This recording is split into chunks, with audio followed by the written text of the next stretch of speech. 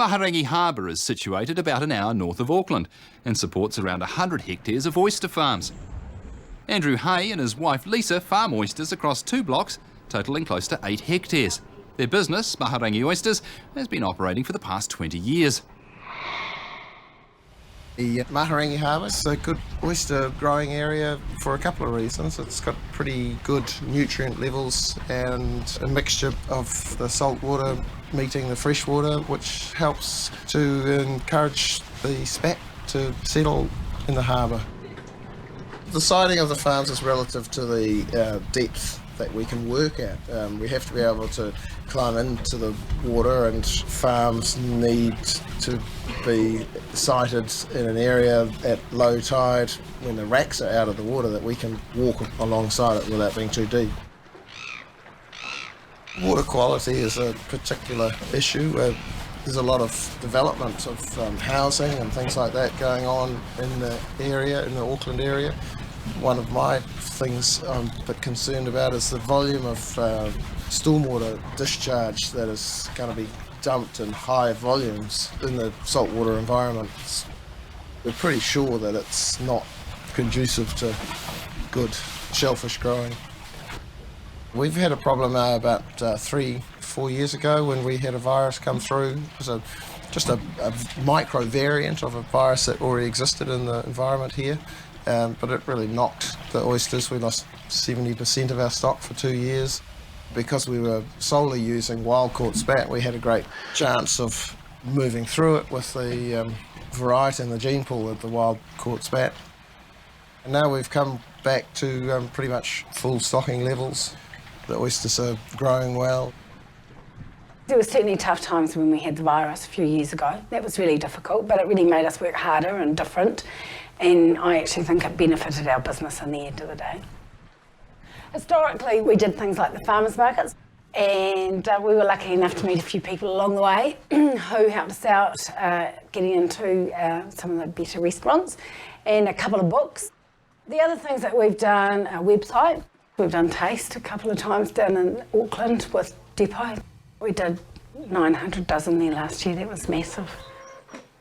Where we're at now, we've got online sales. In fact, I'm just about to develop an oyster club so that people can join and they get special rates and deliveries throughout the oyster season.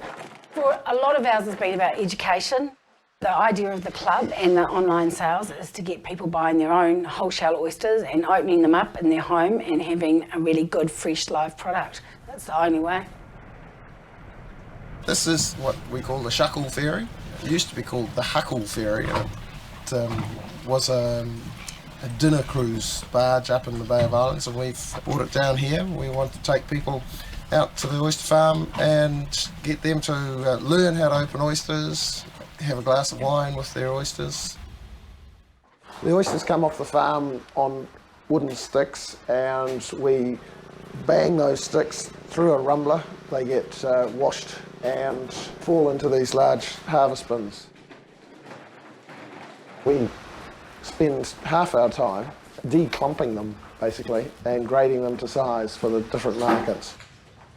After that, they go back out onto the farm in plastic trays that can basically take about 10 dozen in each tray, and they sit out on the farm for a couple of weeks so that they can recover from the stress of having their shells knocked about in the rumbler and being declumped. These are a kind of rock oyster, so sometimes they're in brilliant sunlight for 5 hours of a day, so they have to be able to have a very good seal to stop them from drying out. And our technique of harvesting and putting back on the farm enhances that seal. So we get about a week to 2 weeks that oysters will stay alive. They like it best at about 8 to 10 degrees. They don't actually like being in the chiller that much because it's dry and it's 4 degrees. If we open this guy up, he's going to dribble quite a bit of seawater. And that seawater that he keeps inside him enables him to live for a good couple of weeks if he's kept in the right conditions.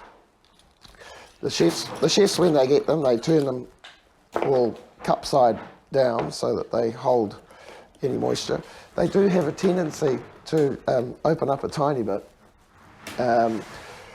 when their oxygen levels get really low, but so if you store them the wrong way up, then they're going to lose their liquid.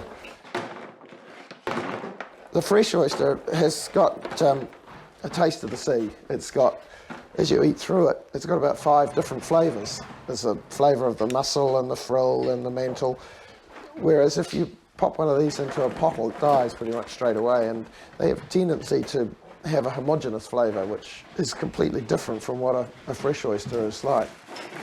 You're eating the whole animal, so you get a whole variety of flavours.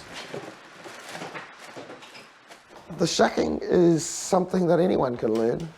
So your average Pacific oyster's got a flat top and a curved, cupped bottom, and at the V is where the hinge joining the 2 shells together is, and up here on the right hand side is the muscle that keeps the 2 shells together. If you hold it, put it down on a board, hold the back of it, and put your knife just close to that edge, give it a wiggle, your knife will slide between the 2 edges of the shell, and then all you need to do is push down like that, and it pops the muscle off the shell on the top there, and then so that you can eat it, scoop it from underneath to release the muscle off the shell.